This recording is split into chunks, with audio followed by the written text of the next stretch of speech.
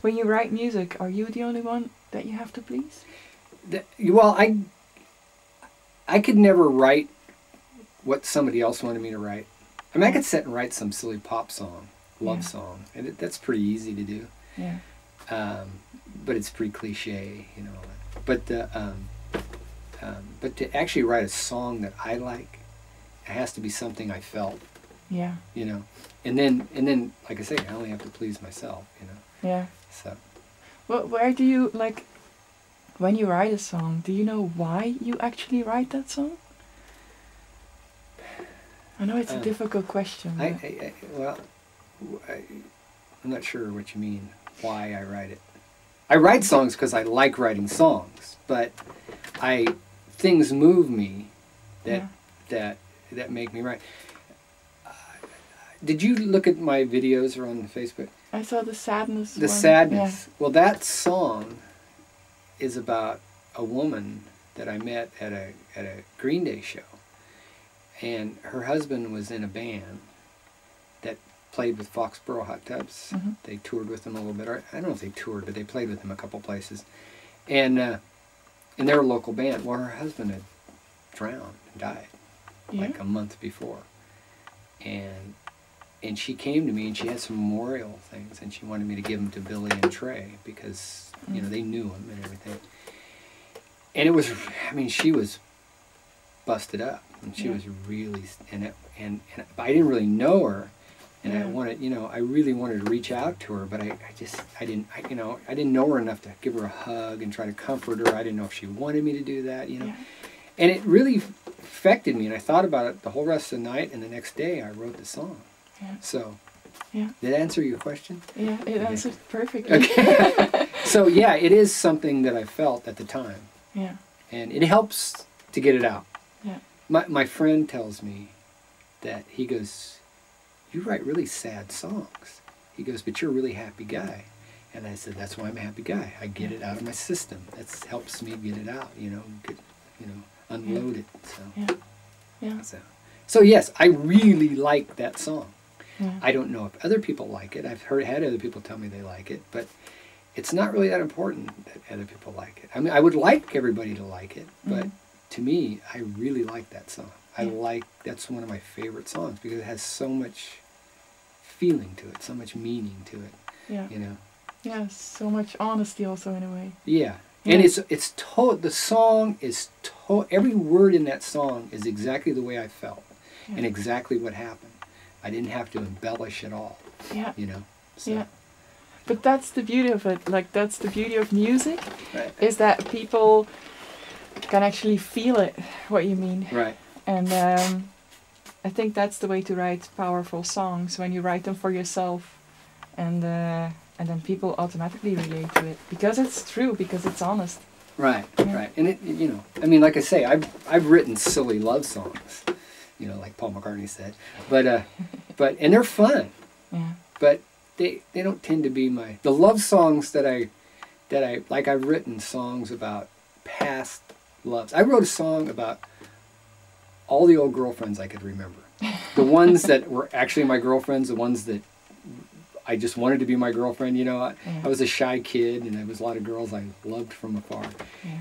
But I remembered all these names, and I wrote the song, and I really don't think it's that good of a song, but I really enjoy playing it and singing it because it brings back a lot of memories. Yeah. And then it dawned on me that Billy wrote a song about, what's her name? I don't know if you know that song. Yes. That's one of my favorite songs. Yeah. But he can't remember the name, but he remembers the face. Well, I had the opposite. I can remember the names, but I can't really remember I just remembered I was in love with these girls, but I can't remember their faces. So you know, the chorus in the song is, you know, unlike my brother's song, the names, they haven't gone, you know, that kind of, you know, so it wasn't planned like that, but it dawned on me, hey, you know, Billy wrote this song. It wasn't, you know. Yeah. And well, since you mention him, I know that a lot of people know you through Billy. But you just told me before the interview that you actually get to know the kids yourself. Right. Like, can you tell me again, like, how does that evolve? How do you get to know them? What happens? Well, they I asked when I first started getting hit with people, I asked them, I said, how did you find me? Because I'm not an Armstrong like Billy, you know, because we're half brothers. We have the same mom, different dads. Yeah. But his dad raised me pretty much, you know. But and they said, well, it's on websites. It's all over. And I talked to my sister, said, oh yeah, our names are plastered all over the place because they hit them too. Yeah. But they're all Armstrongs, you know. So then I said, well, you know, this is cool. I'll let them in, talk to them. But then we start talking. I show them my motorcycles, playing my music. They show me their stuff, the stuff they're doing, and then the next thing you know, they don't talk very much about Green Day or Billy. They still mention him now and again, but mostly we've become friends. We've connected, you know. Yeah. And I argue with some of them. I argue with, you know, we get in these, but it's more kind of tongue in cheek, you know. Yeah. And we have fun together. And it's weird because sometimes I'm talking to a 15-year-old girl in Australia, and I'm thinking, this is a little girl. But, you know, I mean, they correct my spelling, and you know, they come in, if I spell something wrong, this little girl in Australia, she'll come over and say, you don't spell it like that, Alan, and we get, you know, and I'll go back, are you sure you don't spell it? You know, that kind of stuff. So we've connected on a different level now. Yeah. And we've actually become friends, and I feel like, you know, sometimes if I'm just hanging out looking at the computer, I'll go, oh, contact so and so and see what they're up to, and they always come back and say, yeah, what's happening? And it's like I got well, this one little girl in Australia, she calls me Grandpa just to give me a bad time, but then these girls in Italy, they started calling me Grandpa. And can we call you Grandpa too? I said, sure, call me Grandpa. You know, and it actually kept it more in perspective, because I'm a lot older than these kids, so it actually kept that what's the right word? Kind of that space between us. It made it more, you know, a 59-year-old guy shouldn't be talking to 15-year-old girls, but it's okay. But it's okay because they're 8,000 miles away and they call me Grandpa. It's cool, you know? Yeah. So. I think that's an interesting thing that you say, because... I don't want to be creepy. Yeah, but you're not. Well, see, but I don't want to be creepy, you know? Yeah. And some people go, you're talking to a 15-year-old girl. And it's not creepy. It's cool. I mean, we keep it, you know, it's all out in the open, and we're not, you know, I'm not trying to hook up with anybody or anything, you know? I'm happily married. I got a good wife, and I have no intentions of, you know. Yeah. You know, so. Yeah, but yeah. It's all right in my head, so. Yeah, and you transmit that. I mean, at least to people that want to see that. Yeah. But it's actually, like with the stuff that I do with Tasted TV, I also get to know a lot of these kids. And you were talking about that you were kind of surprised, maybe not surprised, I'm maybe using the wrong words, but you can correct me, that you got to know them on more of a deeper level too. Right. That you got to see some of the darkness also that they have in them, but at the same time maybe also a little bit of the beauty. Like, kids have such a bad reputation these days, teenagers, but what do you think of them? Oh, I you know what? I love kids. I think I can relate to kids, because I like modern kind of music. I don't care for hip hop too much, but you know, that's just taste. Mm-hmm. But I like the oldies and I like the new stuff. I like you know, bands. I like Green Day, and I like Bad Religion, and I like The Offspring, you know, that kind of stuff. Foo Fighters, all that stuff. I listen to that stuff. Yeah. But I also listen to Donovan, the Beatles, and you know, the Who, and that kind of stuff.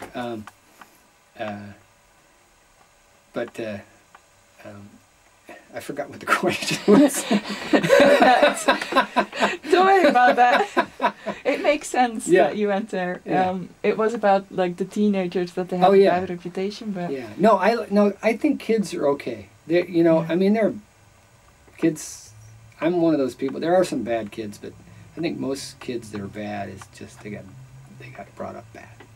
You know, they just didn't have anybody to help them through life. And I'm amazed at the kids I meet who have had bad lives and they've pulled it together. And a lot of them have done it because they've tuned in to Green Day music and it speaks to them. And I think that's wonderful. If my brother has helped one kid with his music, then he's done a really good thing. Yeah. All his music is worthwhile. Yeah. And I know he's helped a lot of kids. A lot of these kids that told me, man, my life would be a mess if it wasn't for your brother. And that's really cool. It's a little weird for me sometimes, but it's really nice too. Yeah. You know. In what way is it weird? Well, it's like I feel like saying, you know, you don't really need my brother's music to get your stuff. But if that's what helped you, that's fine. I mean, maybe it'll give you the stepping stones to get on with your life, you know. But I'm one of those kind of people that, you know, it's like, you know, get on with your life. You know, it's you know, you can't blame other people at a certain point. You can't blame other people for the problems in your life and stuff. You gotta suck it up and put it behind you. I mean, I had a little bit of a rough childhood, and I was in some trouble when I was a teenager. I gave my mom fits, I'll tell you. And but you know, I mean, I think I turned out okay, and I needed that. I look back on those times as good times. My father never really had anything to do with me. Like I said, Billy's dad pretty much raised me from the time I was 8. And him and I, you know, we had the typical stepson, stepfather relationship. We used to fight. But we used to get along too, you know. But my dad never had anything to do with me. I mean, I saw him once a year. My birthday is 4 days after Christmas, so I saw him at Christmas. He brought me 2 presents, and I didn't know any different. But I think I'm a real good father, and I think the reason is because I don't want to be anything like my father. Yeah. So, thanks, Dad. Yeah. You know, he did a good thing by being a lousy dad. He made me a good dad. And I can relate to the kids too, on that level, because I was a troubled kid. I got in trouble, and so and I had, you know, sometimes my home life wasn't all that great. I used to run away from home, and I was in jail a couple times, you know. But nothing too serious. But you know, just dumb stuff. Yeah. But so I can relate on that level. I can remember those times, and I look at them fondly, and sometimes in the sense I spent a night in jail. I don't ever want to do that again. You know, it was a good lesson. Yeah. May I ask you that? Because personally, I'm very much interested in life, and I'm always trying to find why things happen, and just trying to understand everything. So I hope you don't mind my weird questions. But do you think that everything happens really for a reason in your life? I kind of do. Yeah. I couldn't prove it by any stretch, you know. Yeah. I'm kind of semi-religious. Yeah. You know, I don't like religions per se. I was involved in the church, Christian church, for a long time, and something was missing. And it was like, and then, to be totally honest with you, the Bush administration made it all clear to me. Most of these people are full of baloney. Yeah. You know, they're used the church for a means that's not good. But I tend to like the teachings of, well, a lot of the teachings, but the teachings of Jesus say. I can't find anything wrong with it. Yeah. You know, love your neighbor, be nice to everybody. You know, he hung out with people that the church would frown on. You know. Yeah. And so I, you know, that part of it, that's really cool. If the man was not the savior, I'd still follow him because he's a good role model. Yeah. You know. Yeah. But the church in general, and a lot of what's written in the Bible, I don't think it's... So, to get back to your question is, I kind of think things, but I think a lot of it's up to you, too. I think whatever runs this whole cosmos, whatever, God or whatever you want to call it, yeah, there is some input, but I think a lot of it's random. You know? yeah, Yeah. I think I honestly believe that if you try to be good and do good, good will come to you. yeah, Because it's only natural. If you're a rotten person and you're rotten to everybody, then rotten things are going to happen to you. yeah, You know? I think in the short run or the long run, either way, it's going to catch up with you. yeah. You know, It comes back. Yeah. That is true. It's kind of karma, you know. I'm a 60s guy, so, you know, and it's like, you know, I kind of believe in, you know, that kind of stuff. You see people who aren't very nice people, and they have a lot of things. You know, they might have money, they might have fancy cars, but they're not happy people. I would rather be broke and happy. Yeah, me too. You know? Yeah. And I pretty much am. Well, that's good. Yeah.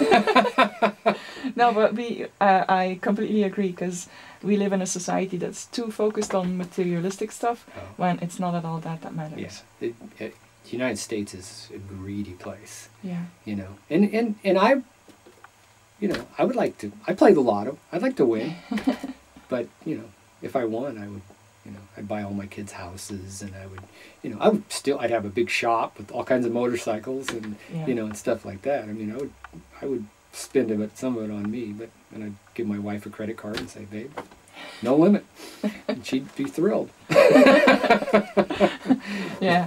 Well, I guess, I mean, that's okay, but it's it becomes different when people get too focused on just materialistic Right. things. I don't stay awake nights thinking of ways to make money. I never have. I told my wife when I married her, Yeah. I said, if you're looking for a guy that's going to make a bunch of money and be real successful in life, I think you better go somewhere else, because I'm not going to be that guy. Yeah.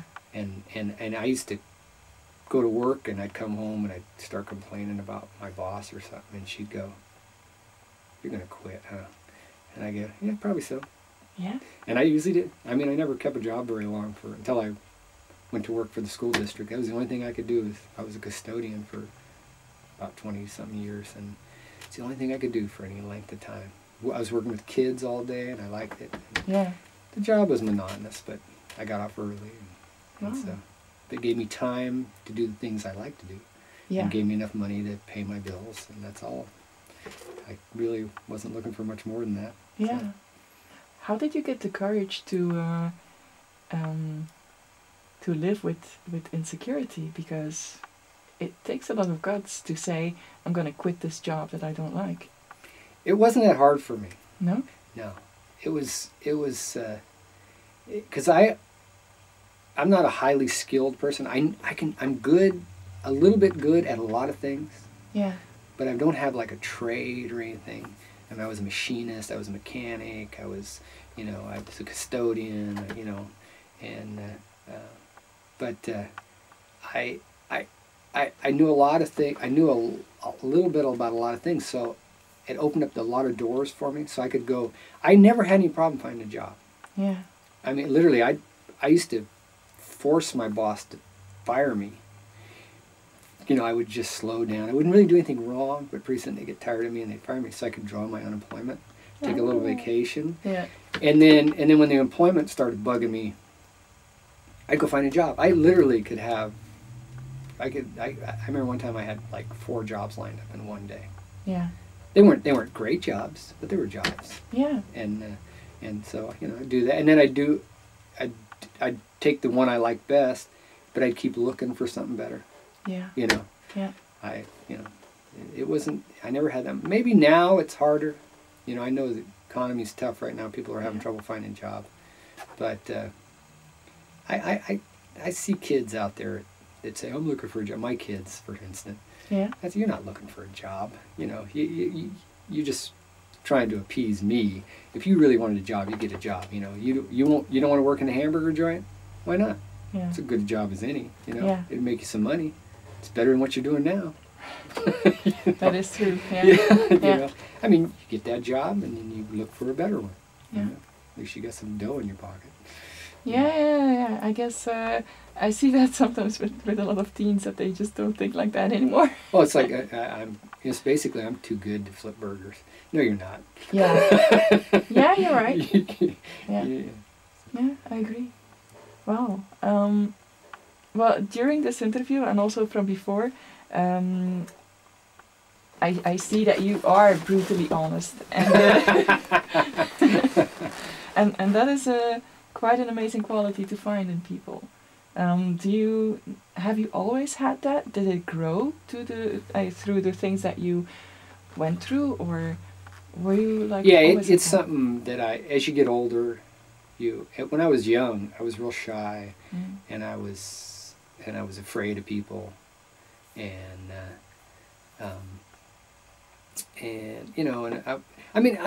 but I wasn't too awful shy, because my nickname in high school was Crazy. So I used to do some crazy stuff with my buddies, but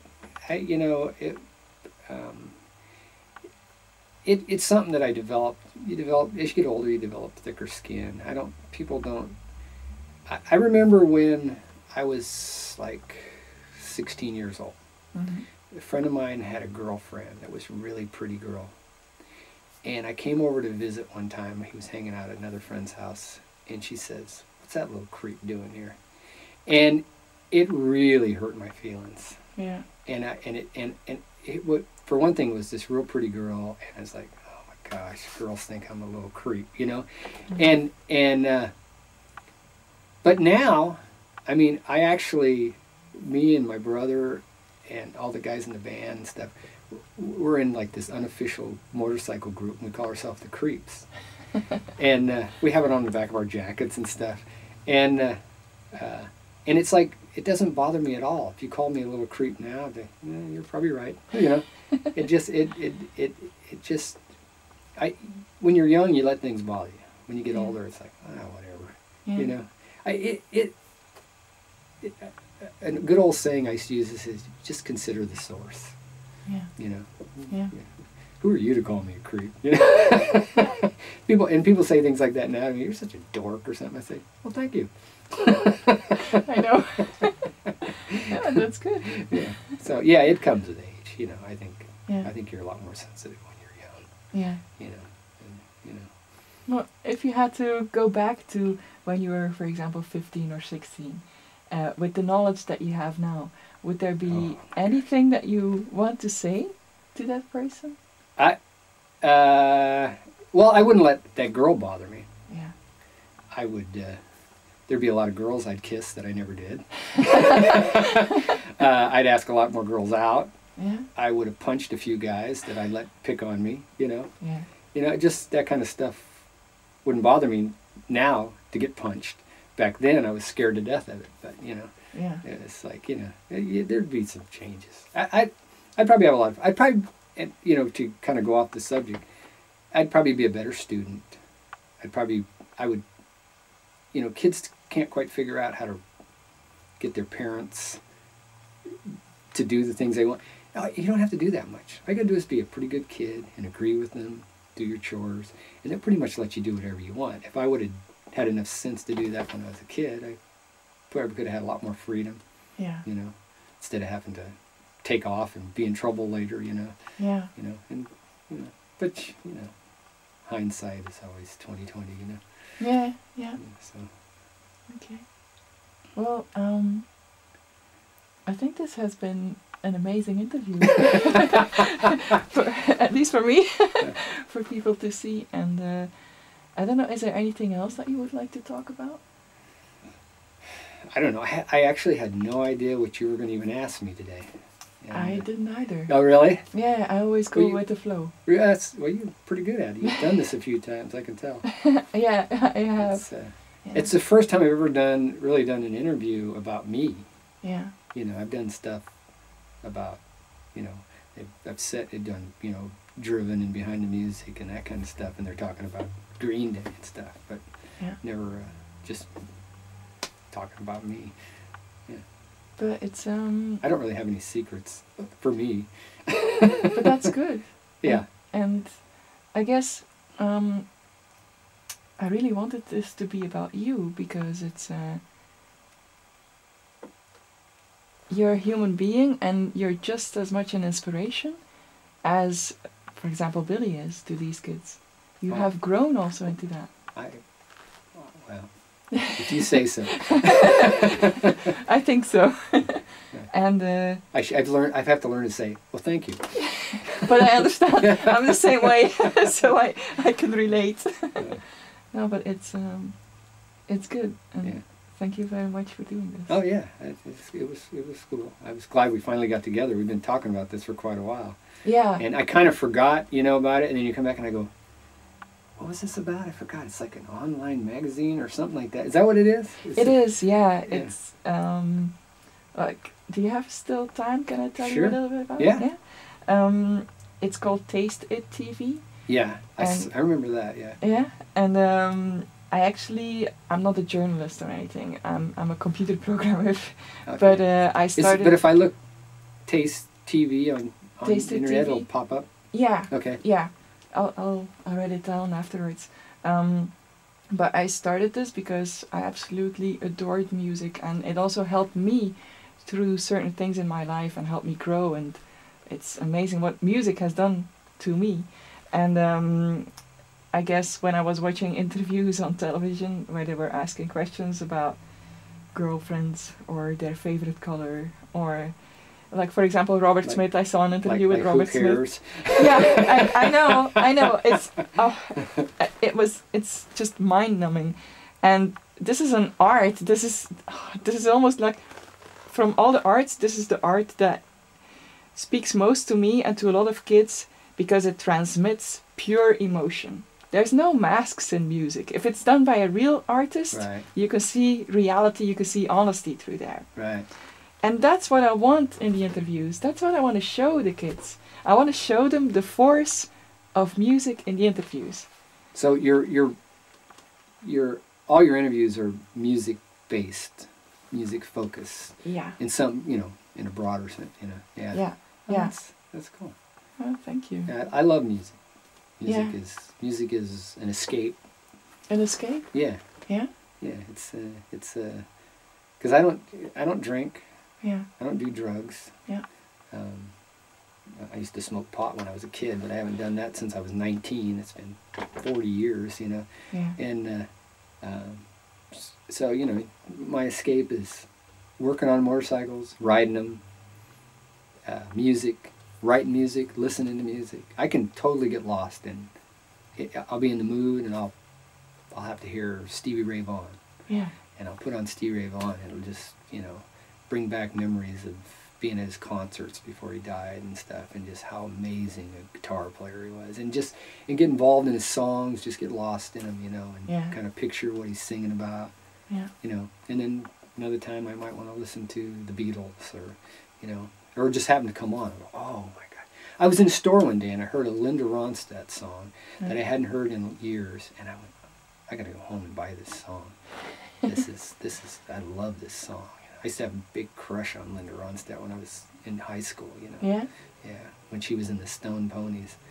And I saw her at Montgomery Ward's, her album cover of Stone Ponies. I said, oh man, she's beautiful. And me and my buddies go to Ward's every day for lunch, and I'd go get that album and look at it. I never bought it. Never had any money, but I just would look at it. She's so pretty, Oh, that's awesome. Yeah. On stage, barefooted with a little sundress. Oh my God, she was like heaven, So, yeah. But, I love her music too. That makes me want to ask another question. Okay. It might seem as a weird one, but anyway. What makes a girl pretty to a guy? Me and my brother Dave, we talk about this sometimes, because him and I have the same kind of taste in women. Yeah. And the real pretty women, the real hotties that, don't really appeal to us. I don't know if it has something to do with the fact that, I don't know, Dave probably could have had those kind of girlfriends when he was young, because he was a football player, big guy. But it's more than just looks. It's the personality. We all like pretty women, but it's a woman can get pretty when you get to know her, get prettier, Yeah. And it's really hard to just nail down exactly what makes a woman pretty. Naturally, we have guys like parts of women's bodies, and we tend to be this kind of a guy or that kind of a guy, and that'll attract your attention. But like my brother and Dave and I, we like women that are down to earth. You're looking the girl next door kind of look, you know. Me, I don't like a lot of makeup. Yeah. More natural. A woman who will put on a pair of tennis shoes and go out, Yeah. That kind of a thing. That's, to me, I remember being in the city one time, and all these women would get off BART or the bus and go to work, and they'd have to walk several blocks through the financial district. And they were all dressed up really nice skirt suits and everything, but they'd have tennis shoes on. They'd be carrying their high heels because they had to walk. The sexiest thing in the world to see a woman all dressed up in tennis shoes. I love it. I like high heels, but those tennis shoes were just like, that would just caught oh my gosh, she looks pretty with tennis shoes, I understand. Yeah, it's just certain little things attract different. Every guy's different. Yeah.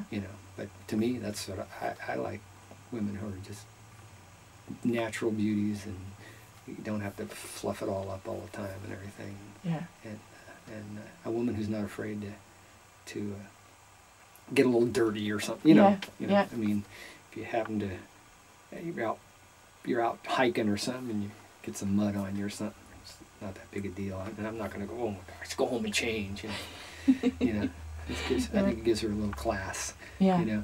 Yeah. So that answer your question? Perfectly. It's such a joy to hear that as an answer, because I asked that question once more before, but I might have asked it to the wrong person, and he was really superficial about it. Oh yeah. And that kind of hurt me, because I'm the same way towards guys. Like, looks completely don't matter anymore. It's all like it is really this, to be a cliche, but this inner beauty that shines through, and it's very, very refreshing to hear that. I love to see, like, you look at a guy who's like pretty ordinary looking. You wouldn't think he'd be like a chick magnet and everything. And he's with some beautiful blonde or something, and I'm thinking those two really love each other. Yeah. Yeah. It's not, if you see two really beautiful people together, you go, it's not going to last. Yeah. Yeah. And you see people that are just, they look happy together, Yeah. I had a buddy one time. He went over to his friend's. His friend had a beard. He was a biker guy, long hair and everything. Went over there and he said his wife walked in the room and she looked like she just stepped off, Vogue or something. He said she was just absolutely gorgeous. And he's going, "That's your wife?" But he said they were happy, and it just different people like different things in people, Yeah. So yeah. whatever it takes to, Yeah. I never thought like of myself as being a real good looking guy. I don't you don't have to say anything.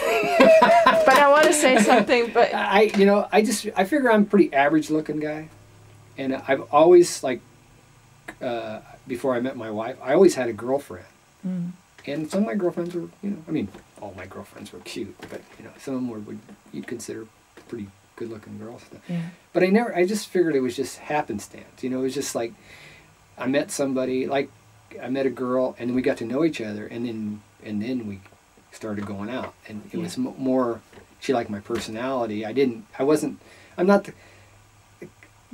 a cousin that when he was younger, he was one of those guys that you'd walk in I remember him and I walked into a store one time, and all the girls, there was a lot of young girls working there, and they all turned around and looked at him. I said, "Man, you sure attract the women." He goes, "How do you know it's not you?" I said, "I've been in this store a bunch of times. Nobody ever turned around and looked at me." So I'm not that kind of a guy. I know that. But I don't think I'm an ugly guy. Yeah. But I just figure I'm a pretty average looking guy. I don't, Well, may I respond to that? Oh, sure. You can embarrass me. You are an ugly guy. That would be a good one. That's what I was going to say. But no, don't take this the wrong way. No, but I'll take it as a compliment. you you are a beautiful guy. Oh, thanks. And I 100% mean that, because from the moment that I saw you, but I'm very sensitive. I've become more and more sensitive to that stuff. I can see what's inside, and you're absolutely gorgeous. So don't no, and I don't want to embarrass you, but make sure you put that on there. I will. No, but it's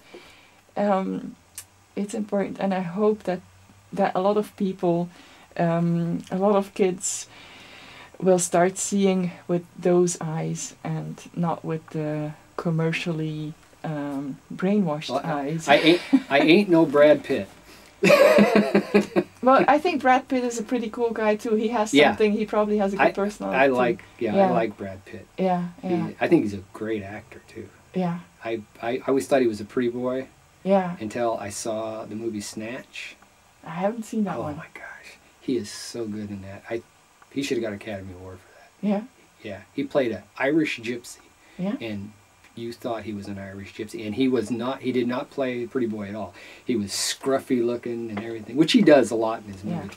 And he did it. I mean, from that point on, I was like a Brad Pitt fan. He had a movie, and I'd go see it. You know. Yeah. Yeah. Yeah. And what was that one he just did recently about he started out old and got younger. Oh yeah. Oh, I'm terrible with names. Yeah, me too. But I love that movie. And his acting is great. Yeah. You know, so, and he's from what I've read about him, I don't know the man. Yeah. He's very generous, and he's been real involved in New Orleans and helping build houses down there and everything. And that's cool. Plus, he's a motorcycle guy. Ah, is he? Yeah, he is a total motorcycle guy. So it's like I love guys who ride motorcycles. You know, I'd like to. My hero is Steve McQueen. Steve McQueen. You know Steve McQueen? No, I don't. Oh, he was an actor. He was big time. He was he died years ago. He had mesothelioma, the asbestos disease. Yeah. And but he was into motorcycles and hot cars and everything. And he was an actor. He's a great actor. Yeah. And I guys like that, he was got his hands dirty, that kind of a guy, Yeah. And that's real people. Yeah, real people. And that's the thing is, like my brother. Yeah. He's real people. Yeah. He's a total regular guy. Yeah. He just has all these people worship him, and he writes music and stuff. But all those guys are just regular guys. It floors me to watch people that I don't understand the whole celebrity thing. And I mean, it's a little strange to me, the whole celebrity thing. I mean, why do you want them to sign this? It just doesn't make any sense to me. Why do you want their signature on something? I mean, I know it's a keepsake and it gives you, but to me, like Steve McQueen, somebody like that, or Brad Pitt, I don't want his autograph. I don't want to go up and tell him what a great guy he is. I would like to sit down and have a conversation with him, maybe go motorcycle riding with the guy, and and hang out, that kind of thing. Yeah. And because I don't worship the guys. Yeah. I just there's things that we have in common that I could we could relate to. But if I never ever met Brad Pitt, and I never if I met Brad Pitt, I'd let me see your motorcycle collection. Yeah. That kind of a thing, you know. Or Jay Leno, who has tons of cars and motorcycles. I'd love to go to his garage. Yeah. Well, maybe he'll see this. Yeah. I mean, that's those guys. That don't mind getting their hands dirty and are regular people. And that's like I say, this people put these people up on pedestals. I think that's what it is, and they're just regular people. They just have more money. That's how I say they just have more money than we do. Basically, that's it. I mean, Yeah. So. Well, I guess when people ask for autographs, I don't really think that they want a signature. I think that they are probably just too shy to have a normal conversation, and that is basically the only thing that they can say at that time. Ask for an autograph. I'll tell you a little story. We were backstage one time at the Shoreline. I don't remember if it was a Green Day show or if it was like, it was one of those Oh, I think it was the Bridge School concert, which is Neil Young puts that on. It's a benefit for a school for kids with cerebral palsy. His son had cerebral palsy and stuff, and it's every year. And we were backstage hanging out, and Robin Williams and Woody Harrelson were hanging out back there, and Woody was sitting over on the side, and Robin Williams, people were coming up and talking, "Oh, you're wonderful," blah blah blah, same old BS, you know. Yeah. And I just like to watch. I sit back and watch. I watch people interact with famous people. It's fun to watch that. And my buddy, who's a big happy-go-lucky kind of guy, Shaw, he walks up to Robin and he goes, "Hey Robin, can you name 2 movies, sport movies, that Woody Harrelson was with Wesley Snipes?" And Robin Williams got his attention. See, he had his attention. And my buddy's a trivia nut anyway. And he says, he goes, "Well, I know White Men Can't Jump." And he says, and he looks over at Woody Harrelson, and Woody goes, "Don't look at me. I was in him. I know which one it was." And he says, I don't know. I can't. And that was the kind of conversation you should have. He actually had the guy's interest. He might remember my friend, you know. And it turned out it was this movie called Wildcats, I think is what it was, and I think Goldie Hawn was in it and everything. And I didn't know the answer either. But he had his undivided attention, had both of their attentions, you know. Yeah. And I thought, you know, Shaw, that was pretty cool. You know, that was you actually had, instead of telling him, "Oh, you're wonderful," and patting him, "Let me shake your hand," because he just went up and started talking to them like they were regular people. Yeah. And they totally responded as regular people, you know. Yeah. And plus he was talking about Woody, so he had Woody's attention too, you know. So I mean, they're just like the rest of us. Yeah. Some of them think they're like David Crosby. He thinks his poop doesn't stink. But you know. Yeah, most of them are down to earth. I know. Yeah.